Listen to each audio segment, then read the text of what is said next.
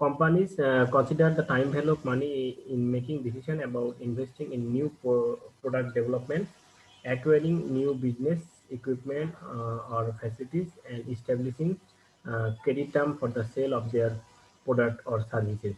কিন্তু বিভিন্ন কারণে এটা খুব বেশি গুরুত্বপূর্ণ কারণ হচ্ছে যে এই যে বলা হচ্ছে যে making decision about investing in new product development, নতুন কোনো প্রোডাক্ট তুমি তৈরি করতে যাচ্ছ বা বাজারে ছাড়তে যাচ্ছ, সেই প্রোডাক্টটা বাজারে ছেড়ে তোমার লাভ হবে না লস হবে, সে বিষয়ে তোমার সিদ্ধান্ত নিতে সুবিধা হবে।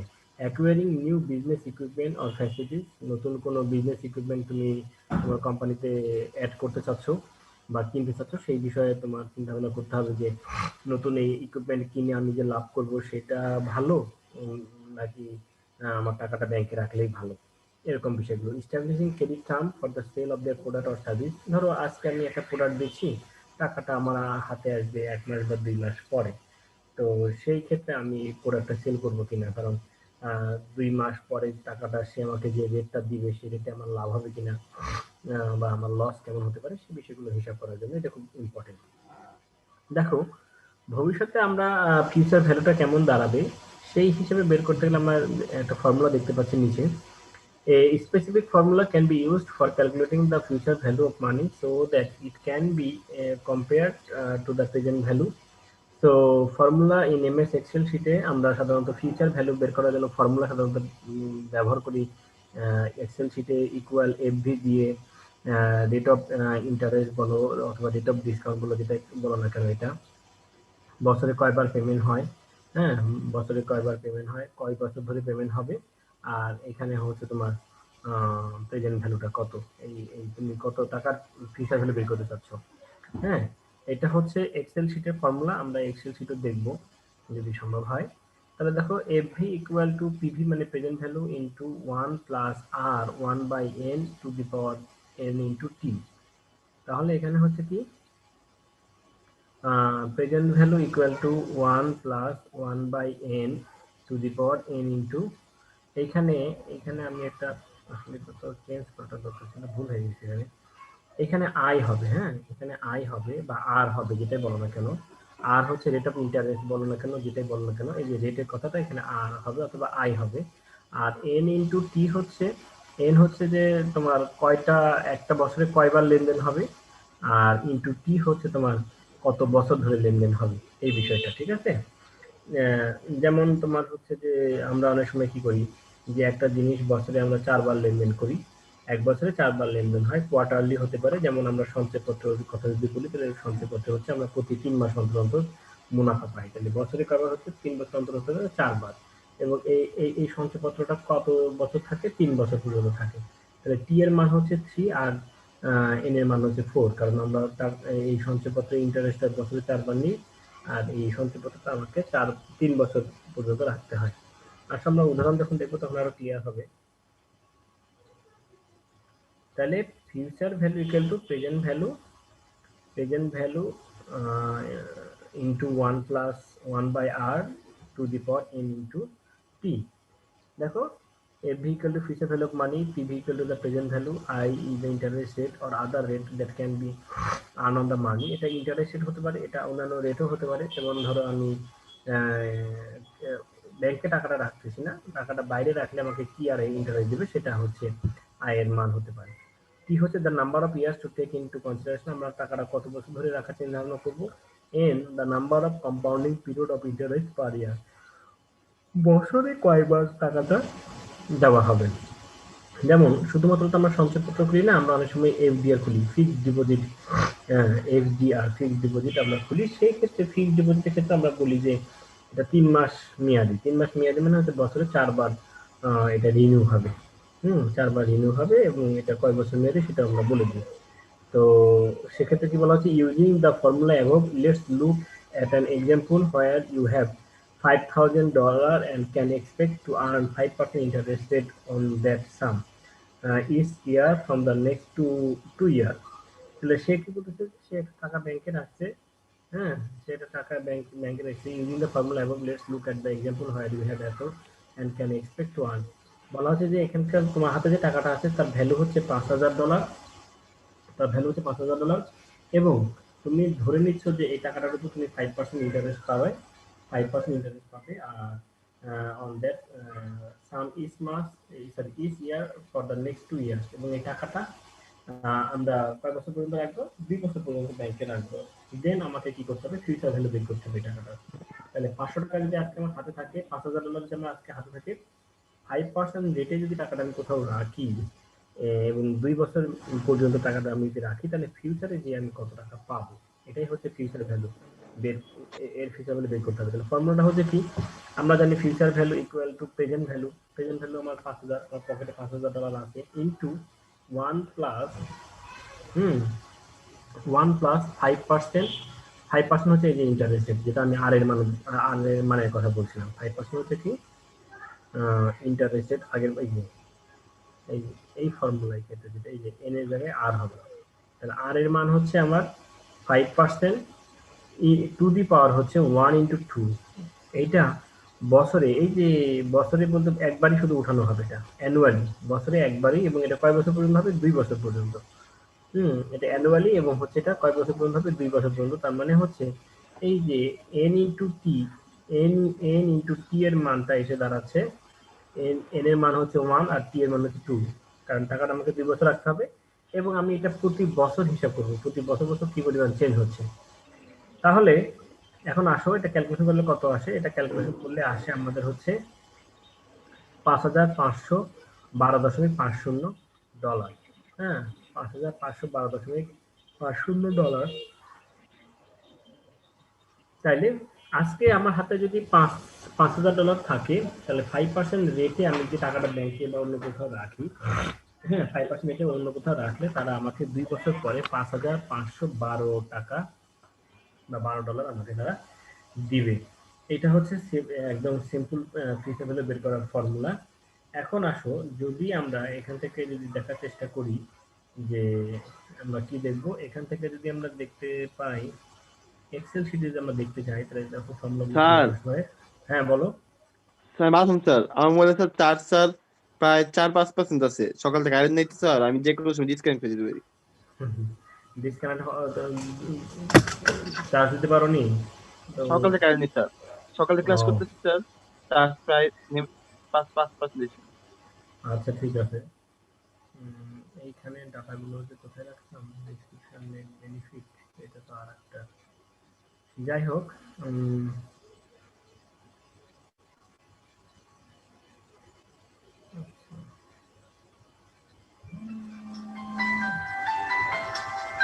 বছর পরে 5,000, এটা এমন আসলো কেন? আমার এখানে একটা মান আলাদা আসছিল।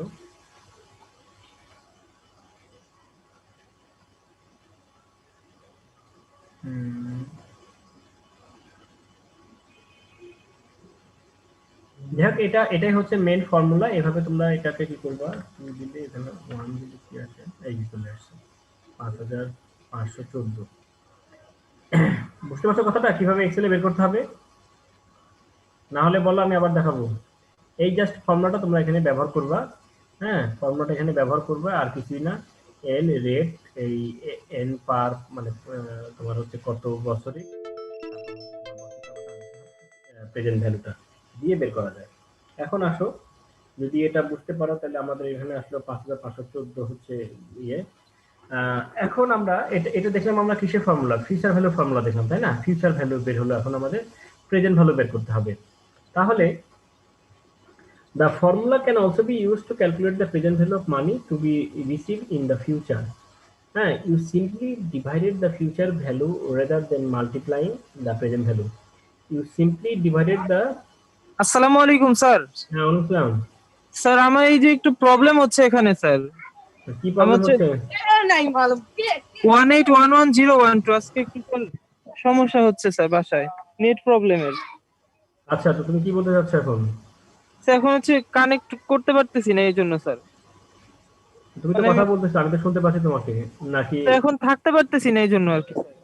ও ঠিক আছে, প্রবলেম হচ্ছে বাসায়, তো এই জন্য। আচ্ছা ঠিক আছে। দেখো এখন যেটা আসসালামু আলাইকুম স্যার। বলছিলাম, প্রেজেন্ট আমরা ফিউচার ভ্যালুটা দেখলাম। প্রেজেন্ট ভ্যালুর ক্ষেত্রে আর কিছুই না। প্রেজেন্ট ভ্যালুর ক্ষেত্রে আমাদের কি করতে হবে, আগের যে আমরা আগে যে ফিউচার ভ্যালু ইনটু দিয়েছিলাম, আগের ফর্মুলা দেখো, এইখানে দেখো প্রেজেন্ট ভ্যালু ইনটু হচ্ছে বাকিটুকু, আর এখানে কি হবে, এটা ভাগ হয়ে যাবে, এটা ভাগ হয়ে যাবে, এটাই হচ্ছে শুধুমাত্র পার্থক্য। The formula can also be used to calculate the present value of money to be received in the future. You simply divided the future value rather than multiplying the present value. This can be helpful in considering two varying present and future accounts. In our original example, we consider the option of someone paying you your $1,000 today versus $1,100 a year from now. ওই আমরা আগে দেখছিলাম যে তুমি $1,000 এখন নিবা নাকি $1,100 এক বছর পরে নিবা। If you could earn 5% on investing the money now and wanted to know what present value would equal the future of value 1100, or how much money you would need in hand now in order to have 1100 a year from now, the formula would be as follows. তার মানে বলা হচ্ছে এরকম যে ধরো তুমি তো যখন $1,000 কথা চিন্তা করতেছো যে তোমার হাতে তাই সে এখন তোমাকে দিবে, একটা কাজের বিনিময়ে তোমাকে $1,000 দিবে, $1,000 তুমি এখন নিবা নাকি তারই কাছ থেকে $1,100 এক বছর পরে নিবা। মানে তুমি যদি এখন নাও সে তোমাকে $1,000 দিবে, আর তুমি যদি এক বছর পরে নাও তাহলে তোমাকে কি করবে, $1,100 দিবে। এখন এটা তো প্লেন কথা, যে কোনো এর মধ্যে কোনো ভেজাল নাই। এখন তুমি চিন্তা করতেছো যে টাকাটা নেওয়া ঠিক হবে কি হবে না, আমার লাভ হবে না লস হবে, সে তো $1,100 দিতে চাচ্ছে। তো টাকাটা যখন তুমি নিবা, ধরো সেই টাকাটা নিয়ে তোমার পক্ষে এইটুকু অ্যাবিলিটি আছে যে হ্যাঁ টাকাটা আমি নিচ্ছি, নিয়ে আমি 5% ইন্টারেস্ট রেটে কি করতে পারবো, ইনভেস্ট করতে পারবো। 5%-এর উপরে এই টাকাটা আমাকে কেউ বেশি দেবে না ইন্টারেস্ট রেট। এই যদি তোমার অবস্থা হয় তাহলে তুমি কি করতে পারো, ওই যে তোমাকে এক বছর পরে $1,100 দিচ্ছে সেইটাকে তোমার কি করতে হবে, 5% রেট ধরে ডিসকাউন্ট করে করে এসে দেখতে হবে বর্তমানে তার বাজার মূল্য কত, মানে কত দাঁড়াচ্ছে। হ্যাঁ, কি বলছি বুঝছো? তোমার প্লেন চিন্তা ভাবনা করে তুমি সিদ্ধান্ত নিতে পারছো না, তোমাকে চিন্তা ভাবনা করতে হবে যে টাকাটা ব্যাংকে রাখলে আমি 5% রেটে কি পরিমাণ ইন্টারেস্ট পেতাম। সেই 5% রেট ধরে নিয়ে 1100-কে ডিসকাউন্ট, মানে প্রতি বছরে এই 1100-কে আমি কি করবো, তার হচ্ছে 5% বাদ দেবো, দিয়ে দিয়ে আস্তে আস্তে আমি দেখবো যে বর্তমান ওই আমার কি অবস্থা দাঁড়ায়।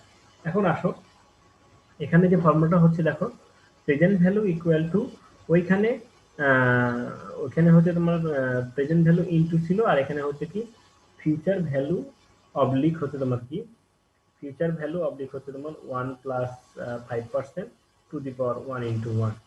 হ্যাঁ, এই যদি অবস্থা হয় তাহলে সেক্ষেত্রে দেখা যাচ্ছে তোমার কি, তারা যেহেতু টাকাটা আমাকে এক বছর পরে দিবে $1,100, এই $1,100 এক বছর পরে পেতে গেলে তোমাকে কি করতে হবে জানো, বাইরের দিকে গেলে তোমাকে $1,047 তোমাকে কি করতে হবে, ইনভেস্ট করতে হবে।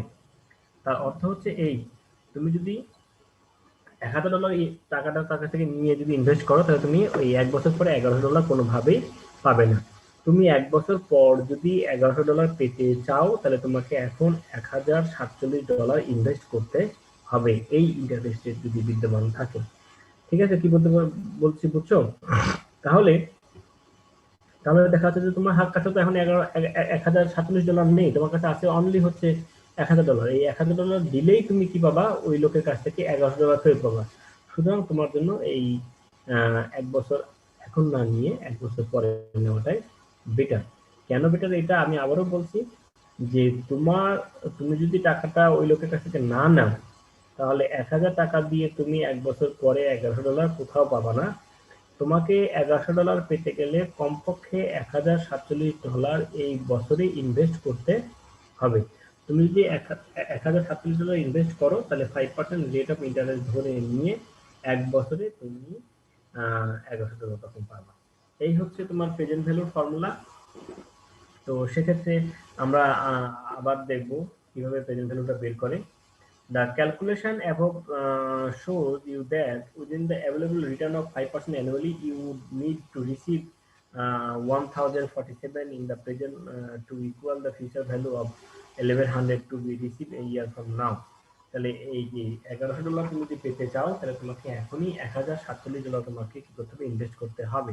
হ্যাঁ, to make things easy for you, there are number of online calculation to figure the value or present value of money. Formula in MS Excel sheet. এইখানে দেখো আমরা আগে হচ্ছে তোমার ফিউচার ভ্যালু বের করলাম, এখন প্রেজেন্ট ভ্যালু বের করার জন্য আমাকে কি করতে হচ্ছে, প্রেজেন্ট ভ্যালু ব্র্যাকেটে রেট এন পার, তারপর হচ্ছে কত টাইমে লেনদেন হচ্ছে, তারপর হচ্ছে যে এফভি। হ্যাঁ, এফভি দিয়ে তুমি ক্যালকুলেশন করলে আগের ওই এক্সাম্পলের মানটা পেয়ে যাবা। তাহলে এখানে কি হলো, এখানে যেটা হচ্ছে সিম্পল আকারে দেখালে আমাদের কি হচ্ছে, এখানে প্রেজেন্ট ভ্যালু ইকুয়াল টু উপরে হচ্ছে ফিউচার ভ্যালু, নিচে হচ্ছে 1 plus r to the power t, 1 plus r to the power t. তাহলে প্রেজেন্ট ভ্যালু বের করতে গেলে আমার এখানে ফিউচার ভ্যালু কত বলতো, এটা মান কত আসবে, এফভি এর মান কত আসবে এই এক্সাম্পলে বলতে পারো? হ্যালো, সবাই চলে গেছো নাকি? না স্যার। এখানে ফিউচার ভ্যালু মান কত, প্রেজেন্ট ভ্যালু বের করব, কার প্রেজেন্ট ভ্যালু বের করব, বর্তমান মূল্য বের করব কার, ফিউচার ভ্যালু। তাহলে ফিউচার ভ্যালু কত, 1100, 1 প্লাস আর এর মান কত, 5%, আর এন এর মান কত হবে, এখানে এন এর মান হবে হচ্ছে 1। কেন 1 হবে, এখানে আমার 1 বছর পর আমি বিষয়টাকে দেখছি। সুতরাং আমি যদি এখানে 1100 বসাই আর 1 plus r to the power n যদি করি, তাহলে যে মানটা দাঁড়াবে সে মানের হচ্ছে তার ভ্যালু হচ্ছে 1024। এটা হচ্ছে তোমার ফর্মুলা। এটা নরমালি প্রেজেন্ট ভ্যালু বের করা, এক্সেল শিটেও বের করা যায়। এক্সেল শিটে যদি আমি বের করতে চাই তাহলে দেখো এই ফর্মুলায় আমি করতে পারবো, এই ফর্মুলায় করতে পারবো। আমি যদি এখন এখানে দেখি, আমি কি দেবো, equal present value, equal present value. তাহলে এখানে যদি আমি ডাবল ক্লিক করি তাহলে দেখো ফর্মুলা চলে আসছে। এটা হচ্ছে আমার রেট, কমা, এটা হচ্ছে আমার কি বছরে কয়বার উঠাচ্ছি, এটা হচ্ছে কয় বছর, আর হচ্ছে কি তোমার আর হচ্ছে তোমার ফিউচার ভ্যালু কত, ফিউচার ভ্যালু হচ্ছে 1100, ফিউচার ভ্যালু হচ্ছে 1100, ব্র্যাকেট ক্লোজ, এন্টার চাপলে 1049 আসছে। তাহলে দেখো এই ঘরটা হচ্ছে আমার ফিউচার ভ্যালু, পিইউআরই ফিউচার ভ্যালু, আর এই ঘরটা হচ্ছে আমার প্রেজেন্ট ভ্যালু। সুতরাং এই জায়গাটাতে আমার সিদ্ধান্ত যেটা হচ্ছে, ওই লোক যদি ট্রাস্টেড হয়, ভালো হয়, তাহলে ওই লোকের কাছে টাকাটা রেখে যাওয়াই ভালো, কারণ ওই টাকাটা নেওয়ার পর আমি এখান থেকে অন্য কোথাও ইনভেস্ট করে আর বেশি লাভ করতে পারবো না। ওকে, তো এই হচ্ছে এক্সেল এর ফর্মুলা তোমাদের দেখা দিলাম। স্যার পুরো স্ক্রিনটা স্যার ব্ল্যাক দেখা যাচ্ছে। কোনটা পুরো স্ক্রিন? আচ্ছা স্যার মাত্র যে স্ক্রিনটা ছিল ওটা স্যার ব্ল্যাক দেখা গেছে স্যার। জি আচ্ছা আচ্ছা, এটা স্যার পুরো ব্ল্যাক দেখা যাচ্ছে স্যার। এখন দেখা যাচ্ছে না? এখন জি স্যার দেখা যাচ্ছে। এই যে এখানে প্রেজেন্ট ভ্যালু বের করে দেখাইলাম, বুঝছো? এটা তোমাদের এই যে প্রেজেন্ট ভ্যালু বের করে দেখালাম। ফর্মুলাটা হচ্ছে present value equal present value. আবার দেখাবো কি? এই যে দেখো এখানে ইকুয়াল যদি দিই, দিয়ে পি আর ভি যদি লিখি, তাহলে পিভি চলে আসো নিচে। এখানে ডাবল ক্লিক করলে আমার পুরো ফর্মুলা দেখাবে। দেখো পি প্রেজেন্ট ভ্যালু, ব্র্যাকেটে রেট, তারপর হচ্ছে পার ইয়ারে কতবার ট্রানজাকশন হচ্ছে, তারপর কত বছর ব্যাপী হচ্ছে, এবং হচ্ছে ফিউচার ভ্যালু কত। তাহলে আমার এখানে রেট হচ্ছে 5 বসালাম, কমা হচ্ছে এটা হচ্ছে তোমার বছরে হচ্ছে একবার লেনদেন হবে। হ্যাঁ, তারপর হচ্ছে তোমার কি হচ্ছে 1 বছর মেয়াদি এটা টাইম, এবং হচ্ছে $1100 হচ্ছে তার ফিউচার ভ্যালু। সবকিছু মিলাই চাপলে হচ্ছে তোমার কত আসছে, 1048 বা 1049। এখানে যে মানগুলো বসানো হলো, আমার ফিউচার ভ্যালু হচ্ছে 1100, ইন্টারেস্ট হচ্ছে 5%, বছরে এটা একবার ট্রানজাকশন হবে, বছরে এটা একবারই তোমার কি হবে 1 বছর মেয়াদি এটা চলবে। এই জন্য দুইটা মানই হচ্ছে 1 হয়ে গেছে। এটা বসালে আমার চলে আসছে সেখানে কত 1048। তার অর্থ হচ্ছে যে $11,000 যদি আমি 1 বছর পরে পেতে যাই, তাহলে আমাকে 1048 টাকা আমাকে ইনভেস্ট করতে হবে। কিন্তু যে লোকের সাথে আমার লেনদেন, সে বলতেছে যে আপনাকে 1048 টাকা দিতে হবে না, আপনি আমাকে 1000 টাকা দিলেই, বা আপনি আমার 1000 টাকা না নিলে আমি 1 বছর পর আপনাকে $1100 ফেরত দেবো। এই হচ্ছে এখানকার ফর্মুলা, তেমন কিছু না। আমরা এখন ইয়েতে যাব, আমরা চলে যাবো এখন হচ্ছে মেন আলোচনায়, যেখান থেকে আমরা ফিরছিলাম। নিউ স্লাইডের ক্ষেত্রে যদি এটা হয় তাহলে প্রেজেন্ট ভ্যালু ফর্মুলা বোঝা গেল। গেলে আমরা এখন আসো নেট প্রেজেন্ট ভ্যালু কাজ করব। Definition of net present value. Definition of net, net কথাটার অর্থ হচ্ছে যে কোনো কিছু থেকে কোনো মান বাদ দিয়ে তারপর ক্যালকুলেশন করা। নেট কথাটার অর্থ হচ্ছে সাধারণত আমরা ব্যবসা ক্ষেত্রে বুঝি প্রফিট আর ইনকাম বুঝি, আর হচ্ছে কস্ট বুঝি, কত খরচ হলো আর কত ইনকাম হলো। ইনকাম থেকে যখন আমি খরচটা বাদ দিয়ে দেবো তখনই ওটা হচ্ছে নেট ইনকাম। কি বলছি বুঝছো? যদি আমি ইনকাম থেকে যদি খরচটা বাদ দিয়ে দিই তাহলে সেটা হলো নেট, সবকিছু বাদ দিয়ে আমার হাতে যা আছে। তাহলে the net present value of a product is simply the present value of its net benefit stream.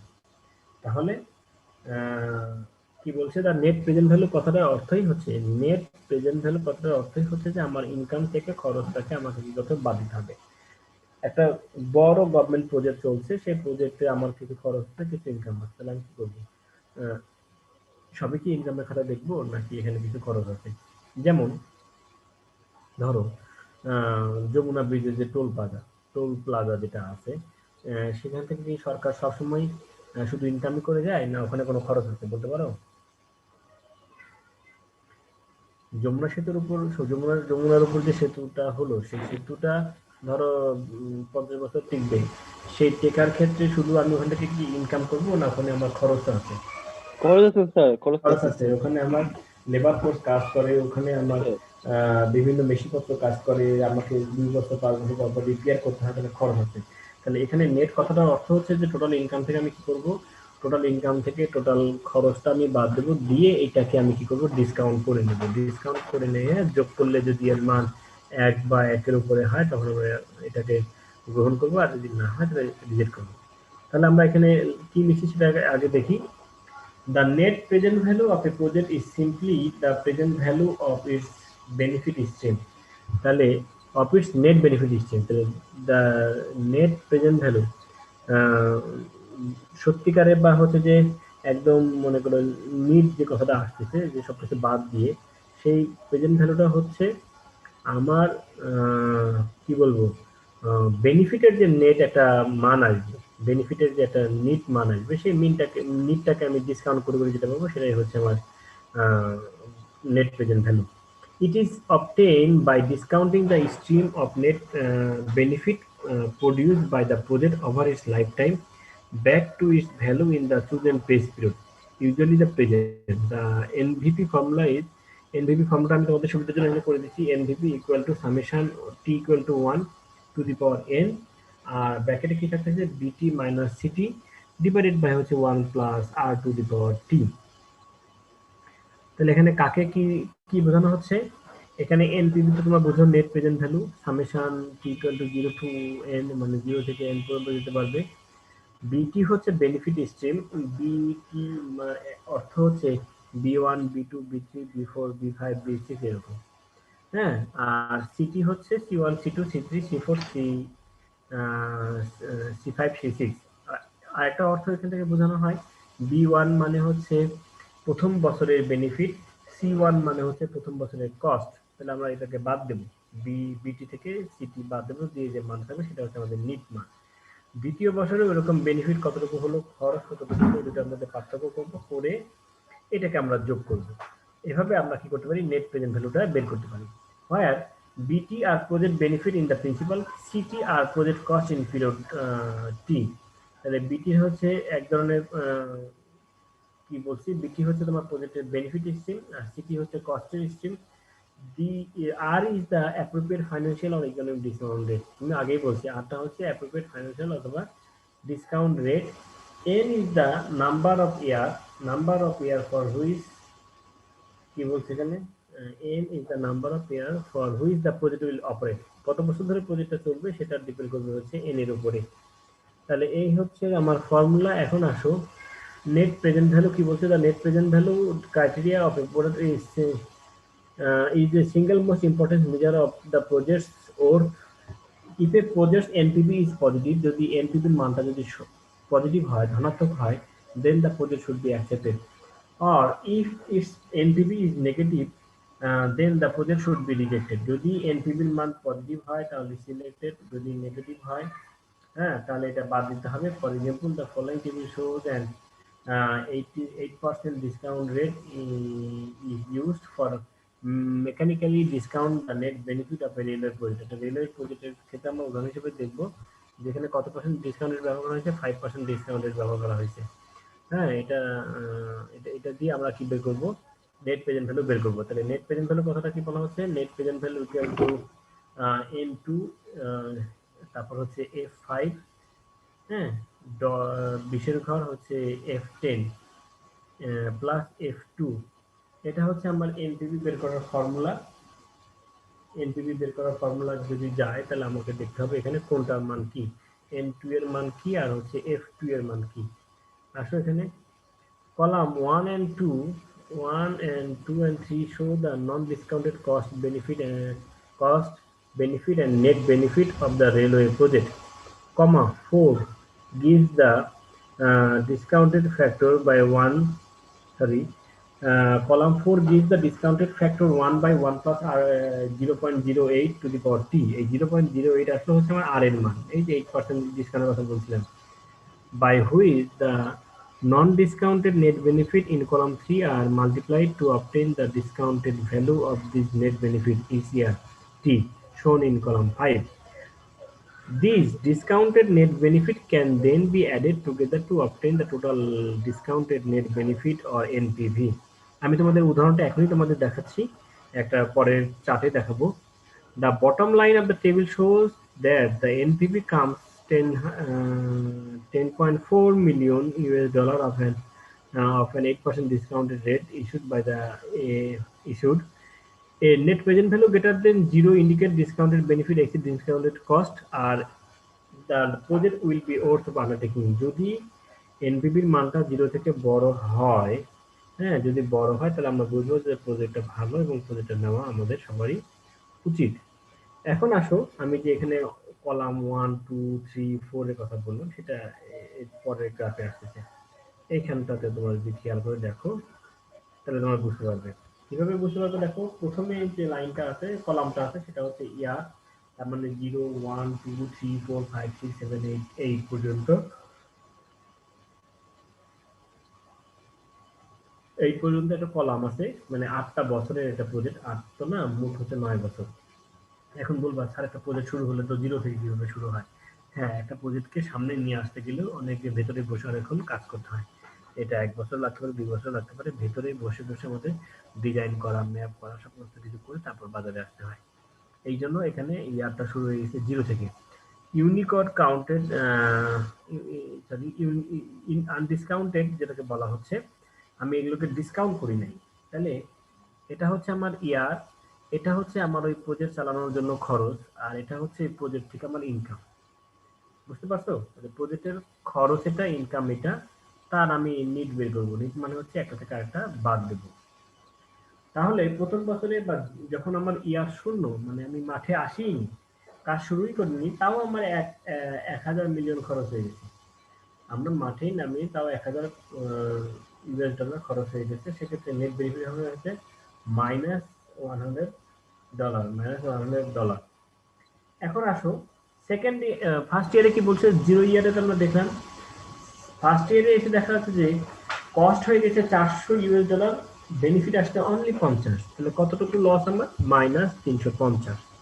ওকে, দেন যখন উৎপাদন বাড়ে তখন তোমার কি হয়, আস্তে আস্তে দাম মানে কস্টিংটা কমে আসে। হ্যাঁ, যখন উৎপাদন বেশি বেশি হতে থাকে তখন কস্টিংটা কমে আসে, যার কারণে আমাদের প্রথমে ছিল 100, সেখান থেকে বেড়ে গেল 400, সেখান থেকে বেড়ে এখন আসলো 200। 200 যখন আমার কস্টিং আসলো তখন আমার সেল বাড়লো 150। হ্যাঁ, তো এইটা হচ্ছে মূল এখানকার হচ্ছে যে কস্টের ফ্লো, প্রতিটা বছরে কি পরিমাণ খরচ হয়, আর এটা হচ্ছে প্রতি বছরে কি পরিমাণ আমার ইনকাম হচ্ছে। এই দুইটাকে বাদ দিলে আমি এখান থেকে পাবো আমার হচ্ছে নেট বেনিফিট স্ট্রিম। হ্যাঁ, আমি এই 2 মিনিট পরে তো আসতেছি, তোমরা একটু লাইনে থাকো, আমি আসতেছি। হ্যাঁ, জাস্ট 2 থেকে 3 মিনিট লাগবে আমার।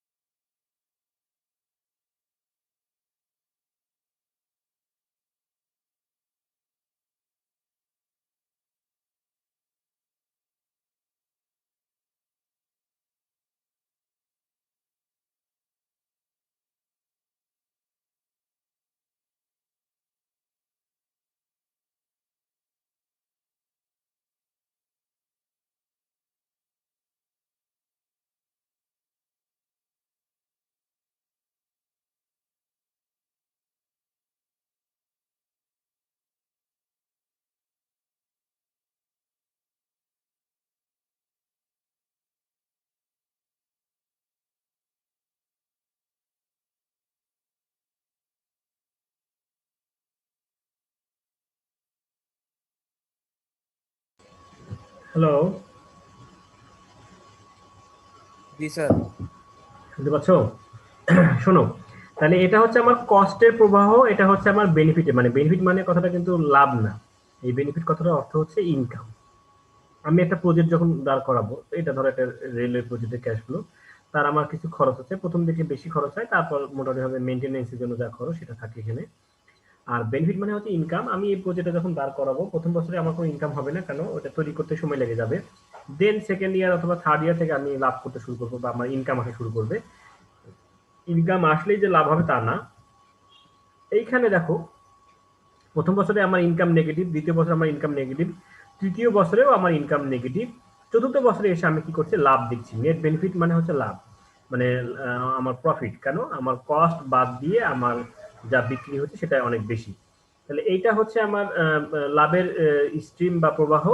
এইটাকে, এই প্রত্যেকটা ভ্যালুকে আমি কি করছি, ডিসকাউন্টেড করছি। তাহলে ডিসকাউন্ট ফ্যাক্টরটা আমি কিভাবে বের করবো? দেখো, আমার এখানে ইয়ে ছিল কি, রেট অফ ইন্টারেস্ট ছিল 8%, রেট অফ ইন্টারেস্ট ছিল 8%, যার কারণে আমি এখানে কি করছি, নিচে 1/1 প্লাস আর এর মান বসালাম হচ্ছে 0.08। 8%কে ভাগ করলে 100 দিয়ে, 8কে 100 দিয়ে ভাগ করলে 0.08 হয়। টু দি পাওয়ার টি এর মানটা শুধু পরিবর্তন হবে। দেখো, প্রথম ইয়ারে টি এর মান 0, তাহলে এখানে টি টু দি পাওয়ার, এই সমস্ত কিছু পাওয়ার টি 0 হয়ে গেলে 1 হয়, 1/1 = 1। দ্বিতীয় বছরে এসে দেখো এখানে কি হলো, দ্বিতীয় মানে যখন আমি এই যে 1 ইয়ারে আসছি, যে প্রথম বছরে যখন আমি প্রজেক্টটা শুরু করলাম, ফার্স্ট ইয়ারে এসে দেখা যাচ্ছে আমার মান কত দাঁড়াবে, এই ডিসকাউন্ট ফ্যাক্টরের এই টি এর জায়গায় যদি 1 বসাও, তাহলে তুমি কি পাবা, 1 ডিভাইডেড বাই হচ্ছে 1.08। তার অর্থ হচ্ছে 1কে 1.08 দিয়ে ভাগ করলে তার মান পাবো হচ্ছে 0.925। এভাবে দ্বিতীয় বছরে এসে পাবা 0.857, তৃতীয় বছরে 0.835, চতুর্থ বছরে এসে 0.681। এভাবে আমি ডিসকাউন্ট ফ্যাক্টরটাকে বের করে নিলাম প্রতি বছরের জন্য। এই শুধুমাত্র টি এর মানটা পরিবর্তন হলে যেগুলো দাঁড়ায় সেটা হচ্ছে এই মান। এখন এই ডিসকাউন্টেড ফ্যাক্টর দিয়ে আমি কি করবো, নেট বেনিফিটকে গুণ করবো। তাহলে 1 × 100 = -100, আবার হচ্ছে যে 0.925 × 350 = কত আসে, -324.1। 50 কে গুণ করলে 0.857 গুণ করলে 42.9। হ্যাঁ, এইভাবে পুরোটা আমি গুণ করে এসে যখন আমি যোগ করলাম, আমার প্রথম তিনটা ভ্যালু হচ্ছে নেগেটিভ, বাকিগুলো পজিটিভ। দুইটা যোগ বিয়োগ করে আমি দেখলাম যে আমার এনপিভির মান আসছে $10.4 মিলিয়ন। তার অর্থ হচ্ছে যে আমি এই প্রজেক্টের পেছনে 8 বছর ব্যাপী বা 9 বছর ব্যাপী যা খরচ করলাম, সেখান থেকে আমার সেটা ডিসকাউন্ট করে করে বা এভাবে হতে পারে যে আমি এই 1 থেকে 8 বছর পর্যন্ত বা 0 থেকে 8 বছর পর্যন্ত যা খরচ করলাম, সেখান থেকে আমার কস্টিংটা বাদ দিয়ে ওই ভ্যালুটাকে 8% আকারে ডিসকাউন্ট করে যদি, মানে ডিসকাউন্ট করা মানে বাদ দেওয়া, বাদ দিলেও আমার ওই 8 বছর শেষে এসে আমি এই পরিমাণ টাকা পাবো। তার অর্থ হচ্ছে যে এই মোটামুটি ভাবে আমার এখানে এনপিভির মানটা পজিটিভ আসছে। এই পজিটিভ যদি আসে, তাহলে আমি বুঝবো যে আমার প্রজেক্টটা ভালো হবে, এখান থেকে আমি লাভ করতে পারবো। হ্যাঁ, যদি এনপিভির মান 0 বা 0 থেকে যদি 1 বা 1 থেকে যদি কম আসে, তাহলে আমাকে বুঝতে হবে যে প্রজেক্টটা আমার জন্য লাভজনক না। আসলে আমরা এখন ডিসিশন রুলটা দেখবো। তাহলে এটা বোঝা গেল কিভাবে কস্ট এবং বেনিফিট থেকে আমরা নেট বেনিফিট বের করি এবং সেটাকে ডিসকাউন্ট ফ্যাক্টর দিয়ে গুণ করে যা পাই সেটাকে যোগ করে যদি এর মানটা পজিটিভ আসে, তাহলে আমরা নিব প্রজেক্টটা, আর যদি নেগেটিভ আসে তাহলে আমরা প্রজেক্টটা নেব না। হ্যাঁ, এখন আসো আমরা কিভাবে ডিসিশন নেব। Decision rule for independent project on the basis of NPV. এনপিভির উপর বেসিস করে কিভাবে আমরা স্বাধীন প্রজেক্টের ক্ষেত্রে আমরা সিদ্ধান্ত নিতে পারি। এখন এখানে দুই ধরনের প্রজেক্ট আছে, একটা হচ্ছে যে স্বাধীন প্রজেক্ট, একটা হচ্ছে মিউচুয়ালি এক্সক্লুসিভ প্রজেক্ট। স্বাধীন প্রজেক্ট হচ্ছে যে দুইটা প্রজেক্ট একে অপরের সাথে কোনো সম্পর্ক নাই, একের সাথে অন্যের কোনো নির্ভরশীলতাও নাই। এইটা একটা আলাদা প্রজেক্ট, আর একটা আলাদা প্রজেক্ট। যেমন স্বাস্থ্য খাতে যদি বলি যে আমি একটা মেডিকেল বিশ্ববিদ্যালয় করব, সেটা একটা প্রজেক্ট। আর যদি বলি যে না, আমি একটা যমুনার উপর একটা রেল ব্রিজ করবো, সেটা আলাদা একটা প্রজেক্ট। তাহলে মেডিকেল বিশ্ববিদ্যালয় সাথে কি ব্রিজের কোনো সম্পর্ক আছে? কোনোভাবে কি একে অপরকে প্রভাবিত করে? না, প্রভাবিত করবে না। যদি সরকারের কাছে সাফিসিয়েন্ট টাকা থাকে তাহলে সরকার চাইলে পদ্মা নদীর উপর বা যমুনা নদীর উপরে সে রেল ব্রিজও করতে পারে এবং ছাত্রছাত্রীদের জন্য একটা মেডিকেল বিশ্ববিদ্যালয় করতে পারে। আর মিউচুয়ালি এক্সক্লুসিভ প্রজেক্ট হচ্ছে যে একটা প্রজেক্ট নিলে আর একটা প্রজেক্ট নেওয়ার দরকার হবে না, একটা প্রজেক্ট নিলে আর একটা প্রজেক্ট নেওয়ার দরকার হবে না। এই ক্ষেত্রে যদি আমরা এক্সাম্পল হিসেবে ধরি তাহলে হচ্ছে যে suppose you are going to produce or you are going to build a 10 megawatt power plant, তুমি একটা 10 মেগাওয়াটের একটা পাওয়ার প্ল্যান্ট স্থাপন করতে যাচ্ছ। So you can do this either using coal or you can also produce electricity by using oil. তুমি 10 মেগাওয়াটের একটা বিদ্যুৎ কেন্দ্র করতে যাচ্ছ, এটা তুমি করতে পারো যে কোল বেস পাওয়ার প্ল্যান্টও করতে পারো, অয়েল বেস পাওয়ার প্ল্যান্টও করতে পারো। এখন তোমার টার্গেট হচ্ছে 10 মেগাওয়াট বিদ্যুৎ উৎপাদন করা। সেক্ষেত্রে তুমি যদি কোল বেস যদি নিয়ে নাও তাহলে কি তোমার আর অয়েল বেস নেওয়ার দরকার আছে?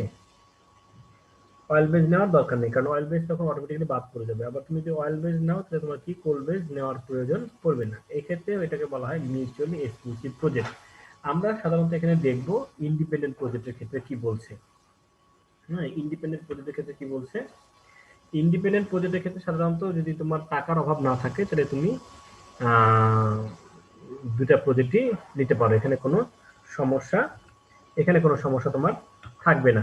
যদি তোমার টাকার সমস্যা থাকে সেক্ষেত্রে তোমাকে আরো নতুন ভাবে মেজার করতে হবে, ওকে, বা একটা নিতে হবে যেটা ভালো সেটা নিতে হবে, যেটা এনপিভি বড়। তাহলে ইন্ডিপেন্ডেন্ট প্রজেক্ট আর project that are not in any way substitute for each other. ওই যেটা বললাম যে ব্রিজ আর মেডিকেল বিশ্ববিদ্যালয় একে অপরের সাবস্টিটিউট না। সাবস্টিটিউট মানে হচ্ছে মানে বিকল্প, একটাকে দিয়ে আরেকটার কাজ চলবে না। The analyst is free to choose among such projects, selecting any that will contribute positively to community welfare. এই দুইটা ইন্ডিপেন্ডেন্ট প্রজেক্টের মধ্যে যেটা মনে করবে যে সমাজের জন্য খুব ভালো কার্যকরী আমি সেটাই নিব। আর যদি in the case of independent project the decision rule in relation to its estimate NPV is approved any project for which NPV is greater than or equal 0, যদি NPV এর মান greater than or equal হয় সেক্ষেত্রে আমরা প্রজেক্টটা নিব। আর যদি এটা তার থেকে যদি ছোট হয় তাহলে আমরা প্রজেক্টটা নেব না। If NPV of the project is negative, যদি নেগেটিভ এনপিভির মান যদি নেগেটিভ আসে, the fund that would otherwise have been used for this investment should be left in the bank, return to taxpayer or use to improvement a project whose NPV is positive. এখন তোমার এনপিভির মান যদি কোনো একটা প্রজেক্টের ক্ষেত্রে যদি negative হয় সেক্ষেত্রে তোমার টাকাটা ব্যাংকে রাখাটাই যুক্তিযুক্ত হবে, অথবা তুমি এমন কোনো প্রজেক্টে টাকাটা ইনভেস্ট করতে পারো যেখানে তার এনপিভি বড়, এই প্রজেক্টে তোমাকে অবশ্যই বাদ দিতে হবে। If there are two independent project road and fisheries and both have positive NPV, then if there is no budget constant we can implement both project. এই কথাটা অর্থ বুঝতে পারছো কেউ? বলো তো দেখে একটু। If there are two independent project, suppose road and fishery, তুমি একটা রোড তৈরি করতে পারো অথবা একটা বড় ফিশারিজের খামার দিতে পারো, মাছের খামার দিতে পারো, and both have positive NPV, দুইটারই NPV মান হচ্ছে 0 থেকে বড়, then if there is no budget constraint you can implement both project। কি বোঝাচ্ছে এখানে বলো তো দেখি, কে বলতে পারো? কেউ পারবা? হ্যালো, সবাই মনে চলে গেছে না স্যার। আছো? দাদন খাওয়া দাওয়া হয়েছে তোমার? না স্যার। খাওয়া দাওয়া না হলে তো ক্লাসে মন থাকবে না। কি সময় পাও নাই? সময় পাইনি স্যার। কালকে স্যার 8 বছর অ্যাসাইনমেন্ট করছি, ব্রেকে ঘুমাইছি। চাপ পড়ে গেছে নাকি? তোমাদের নতুন সেমিস্টারে ক্লাস শুরু হবে কবে থেকে? 16 তারিখ থেকে মনে হচ্ছে। 16 জানুয়ারি এমন বলছি, এখন শিওর বল নাই। আচ্ছা আচ্ছা, তাহলে এখানে যেটা আলোচনা করছিলাম যে যদি আমাদের দুইটা পজিটিভ ভালো হয়, তার এনপিভি যদি পজিটিভ হয় এবং আমার যদি টাকার কোনো ঘাটতি না থাকে তাহলে দুইটা পজিটিভ আমার নেওয়া যুক্তিযুক্ত। আর যদি এরকম হয় যে না কোনো একটা নেগেটিভ মান আসছে তাহলে আমার নেগেটিভ মানের প্রতিটা বাদ দেওয়াটাই আমার জন্য ভালো হবে। এটাই হচ্ছে এখানকার আলোচনা। তারপর দেখো এখানে advantage and disadvantage of NPV আছে। এনপিভি এই মেথড এটা একটা মেথড, যে মেথড দিয়ে আমরা একটা প্রজেক্টকে ইভ্যালুয়েশন করতে পারি যে প্রজেক্ট আমরা নেব কিনা। এখন তোমাদের কাছে আরেকটু খোলা আলোচনা করে নিই। সেটা হচ্ছে যে এনপিভির ক্ষেত্রে যে আমরা কস্টিং যেটা ধরছি, বেনিফিট যেটা ধরছি, সেটা কিন্তু তোমাকে প্রজেক্ট শুরুর আগেই ধরে নিতে হবে। এটা এমন না যে তোমার প্রজেক্ট রান হয়ে গেল, কত খরচ হচ্ছে, কত ইনকাম হচ্ছে, সেটাকে তুমি ডিসকাউন্ট করে বা সেটা তুমি এনপিভি বের করছো, তা না। একটা প্রজেক্ট তুমি শুরু করবে কি করবে না, এটা পূর্বেই তোমাকে ফাইনাল করতে হবে। নিবে কি নিবে না, সেইটা সেই সময় তোমাকে চিন্তা ভাবনা করতে হবে যে প্রজেক্টটা ভালো না মন্দ। সেই জন্য তোমাকে কি করতে হবে, একটা এক্সপেক্টেড কস্ট, মানে প্রত্যাশিত একটা ব্যয় এবং প্রত্যাশিত আয় তোমাকে ধরে নিতে হবে। সাপোজ ধরো তুমি চাচ্ছ যে একটা 500 ব্রয়লার মুরগি তুমি চাষ করবা, এরকম একটা প্রজেক্ট তুমি দাঁড় করে রাখছো যে ঠিক আছে আমি এটা খামার দেবো, যে খামারে আমার এট এ টাইমে 500 ব্রয়লার মুরগি আমার কি হবে, আমি এটাকে বড় করব। তাহলে 500 ব্রয়লার মুরগি বড় করতে গেলে তুমি কি প্রতিদিন ব্রয়লার মুরগির জন্য টিন শেডে জায়গা করলা, খাবার কিনলা, পট কিনলা, সবকিছু কিনলা, তারপর তুমি ক্যালকুলেশন করবা? নাকি এটা প্রথমেই তুমি ধরে নিয়ে ক্যালকুলেশন করবা যে কি পরিমাণ লাভ আসতে পারে? তোমাকে প্রথমেই ধরে নিয়ে করতে হবে। সেক্ষেত্রে তুমি জানো যে 500 ব্রয়লার বাচ্চার হচ্ছে বাচ্চার দাম কত, তারপর হচ্ছে যে 500 ব্রয়লার মুরগির হচ্ছে তোমার জন্য কত বড় টিন শেড লাগবে, 500 ব্রয়লার মুরগির জন্য তোমার কি পরিমাণ খাবারের পাত্র লাগবে, কি পরিমাণ খাবার লাগবে, কি পরিমাণ ওষুধ লাগবে, সবই তোমার জানা। এবং প্রতিদিন তোমার কতটুকু খরচ হবে, লেবার কস্ট সবকিছু মিলাই তোমাকে আগেই বের করে নিতে হবে। এবং 1.5 মাস 2 মাস একটা মুরগি পালন করার পরে কত কেজি ওজন হবে, কি দরে বিক্রি করতে পারবে, সেটা তোমাকে ধরে নিয়ে তোমাকে ক্যালকুলেশন করতে হবে। এখানে কোনো কিছুই কিন্তু প্রজেক্ট শুরু করার পর কিন্তু ক্যালকুলেশন না, এই সমস্ত কিছু কিন্তু প্রজেক্ট শুরুর আগে তোমাকে একটা হাইপোথেটিক্যাল বা তোমাকে একটা এক্সপেক্টেড ভাবে তোমাকে ধরে নিতে হবে যে এই বাজারে এখন এটা এই অবস্থা, এটা করলে আমি এই পাবো। যাই হোক, এটা হচ্ছে মূল সাইড আলোচনা। এখন মেজর অ্যাডভান্টেজের মধ্যে এই ফর্মুলাটা হচ্ছে খুবই সিম্পল, সবাই ইজিলি বুঝতে পারে। হ্যাঁ, ডিসকাউন্ট রেট এটা ধরে নিয়ে আমরা ডিসকাউন্ট করে আমরা বের করতে পারি। হ্যাঁ, a project's financial and economic entity should routinely be estimated by the project analyst. এই একটা প্রজেক্টের অ্যানালিস্ট যে প্রজেক্টটাকে নিয়ে গবেষণা করে, সে ইজিলি এই ফর্মুলা ব্যবহার করে তার প্রজেক্টের ইভ্যালুয়েশন করতে পারে। কিন্তু এর কিছু ডিসঅ্যাডভান্টেজও আছে। এই ডিসঅ্যাডভান্টেজের মধ্যে প্রথম ডিসঅ্যাডভান্টেজ হচ্ছে যে আমরা আগে কি করে নিই, একটা ডিসকাউন্ট রেট ধরে নিই। এই ডিসকাউন্ট রেট যদি ওই যে 8% ধরলাম বা 5% ধরলাম, এই ডিসকাউন্ট রেট ধরতে গিয়ে যদি কোনো ভুল হয়ে থাকে, সেক্ষেত্রে তোমার পুরো ক্যালকুলেশনটাই রং হবে। এই জন্য এখানে এটা একটা ডিমেরিট। আর একটা ডিমেরিট হচ্ছে তোমার কি, এটা ইকোনমিক্স যারা তারা বুঝতে পারে সহজে, কিন্তু অন্যান্য ডিসিপ্লিনের ছাত্র বলো, শিক্ষক বলো, অতটা সহজে তারা বুঝতে পারে না, তাদের ক্ষেত্রে এটা একটু ঝামেলা হয়। এই দুটা হচ্ছে নেট প্রেজেন্ট ভ্যালু হচ্ছে ডিমেরিট। এখন আসো আমরা আরেকটা ফর্মুলায় যাব, সেটা হচ্ছে তোমার দেখতে পাচ্ছ, সেটা হচ্ছে IRR, internal rate of return. এটা হচ্ছে প্রজেক্ট ইভ্যালুয়েশনের ক্ষেত্রে আরেকটা method. The internal rate of return is the discounted ratio that is used to discount a project's cost and benefit. কি বলা হচ্ছে? The internal rate of return is the discounted ratio that is used to discount a project cost benefit will just make the project net present value equal to 0. এখন এমন একটা discount rate আমাকে খুঁজে বের করতে হবে। আগে তো আমি ধরে নিয়েছিলাম, আগে আমি 5% 8% এগুলো ব্যাংকের ইন্টারেস্ট রেট দেখে বা ইনফ্লেশন রেট দেখে বা বাজারে অবস্থা দেখে আমরা সাধারণত ডিসকাউন্ট রেট ধরে নিই। এখন IRR হচ্ছে internal rate of return. Internal মানে হচ্ছে আভ্যন্তরীণ একটা রেট আমাকে খুঁজে বের করতে হবে, যে রেটে আমার কি হবে, এনপিভি 0 হবে। Thus, the internal rate of return is the discount rate R at which, দেখো এই যে R স্টারটাই হচ্ছে আমার এমন একটা ডিসকাউন্ট রেট, এটাই হচ্ছে আমার ইন্টারনাল রেট অফ রিটার্ন। তাহলে NPV equal to summation t equal to 0 to n bt minus ct divided by 1 plus R star to t। এখানে আর স্টারটা কথা বলা হচ্ছে, আগে আর ছিল শুধুমাত্র ডিসকাউন্ট রেট, আর এইখানে আর স্টারটা হবে হচ্ছে ইন্টারনাল রেট অফ রিটার্ন। তাহলে আমাকে এমন একটা আর এর মান ব্যবহার করতে হবে যে মানটার কারণে আমার এনপিভির মান অবশ্যই 0 আসবে। তাহলে কিভাবে সম্ভব এটা সম্ভব আমরা একটু পরেই দেখব। কম্পিউটারেও এটার খুব সুন্দর ফর্মুলা দেওয়া আছে, এক্সেলে জাস্ট খালি মানগুলো বসাই দিলে তুমি পেয়ে যাবে। তাহলে আমাকে এখানেও একই রকম অবস্থা দেখতে হবে। বেনিফিট স্ট্রিম মানে বিটির মান দেখতে হবে, সিটির মান বের করতে হবে, আর এর মান আমাকে বের করতে হবে। হ্যাঁ, তাহলে আমি এখন কিভাবে পাবো সেটা তোমাদের আমি দেখাচ্ছি। আসলে এখানে এক্সাম্পলে যদি আমরা যাই, since the initial rate of return is the discounted rate, internal rate of to the project is calculated does not depend on prior selection of a discount rate. আমরা এখানে এখানে ইন্টারনাল রেট অফ রিটার্ন বের করার জন্য আগে কোনো discount রেটটাকে ধরে নেব না, আগে কোনো ডিসকাউন্ট রেটটাকে ধরে নেব না। For a financial analysis, it would be the maximum interest rate that the project could afford to pay on its fund and still recover all its investment and operation cost.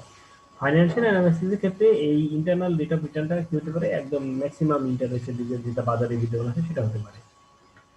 If the internal rate of return is calculated for a financial appraisal in which all values are measured in market prices, it is called either financial rate of return or the financial internal rate of return. এখন financial internal rate of return তাকেই বলা হবে যখন আমরা বাজারে বিদ্যমান যে দামগুলো আছে সেই দামগুলো বিবেচনা করে যখন আমরা ক্যালকুলেশন করি, বুঝছো? বাজারে যে দামগুলো যে পণ্যের যে দামগুলো বিদ্যমান থাকে সেটা সবসময় যে একদম জেনুইন প্রাইস তা কিন্তু না, অনেক সময় আর্টিফিশিয়াল, অনেক সময় অনেক দাম কি করে রাখা হয়, কমায় রাখা হয়।